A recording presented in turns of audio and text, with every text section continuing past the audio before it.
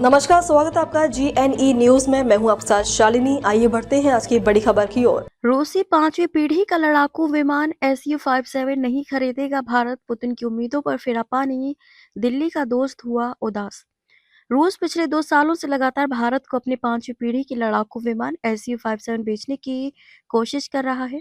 रूसी राष्ट्रपति Vladimir Putin जब इस महीने दिल्ली दौरे पर आए थे तो बातें की जा रही थी कि भारत और रूस में Su-57 को लेकर समझौता हो सकता है, लेकिन ऐसा कुछ नहीं हुआ। अब कुछ रिपोर्ट्स में कहा गया है कि भारत रूसी 5वीं पीढ़ी के लड़ाकू विमान Su-57 खरीदने में दिलचस्पी नहीं रखता है। वहीं खबरों के मुताबिक रूसी राष्ट्रपति व्लादिमीर पुतिन की हाल की भारत यात्रा के बाद भी नई दिल्ली से खोई Su-57 के लिए डील को फाइनल करने के करीब नहीं है, जैसा कि मार्च में था। रिपोर्ट में कहा गया है कि भारत शायद इस 5वीं पीढ़ी के फाइटर में कम दिलचस्पी ले रहा है, भले ही रूस ने को प्रोडक्शन डील की पेशकश की हो। जबकि इस साल मार्च के भारत में हुए एयर शो के ठीक बाद नई दिल्ली में रूस के राजदूत डेनिस अलीपोव ने कहा था कि हम अपना खुद का 5वीं पीढ़ी का फाइटर पेश कर रहे हैं। हमारे पास सबसे अच्छी मशीन सुखोई 57 है। हमने इसे अभी-अभी दिखाया, इसे एरो इंडिया में डिस्प्ले किया।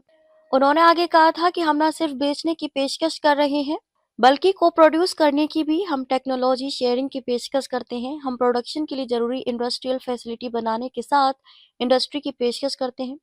पुतिन के दिल्ली दौरे का मकसद भारत के साथ आर्थिक और रक्षा समझौता करना था, लेकिन डिफेंस डील को लेकर दिल्ली की तरफ से चुप्पी देखी गई है।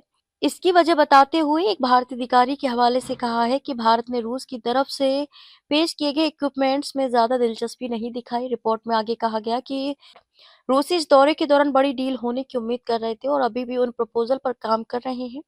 हम स्वदेशी प्रोडक्ट के डेवलपमेंट पर बहुत ज़्यादा ध्यान दे रहे हैं, यानी भारत का ध्यान स्वदेशी AMCA यानी कि एडवांस मीडिया कॉम्बैट एयरक्राफ्ट के निर्माण पर ज़्यादा है और वो रूसी 5वीं पीढ़ी का लड़ाकू विमान खरीदकर अपना ध्यान भटकाना नहीं चाहता है। खबरों में अब तक के लिए बस इतना ही। फिर होगी आपसे मुलाकात, तब तक के लिए नमस्कार और देखते रहिए GNE न्यूज।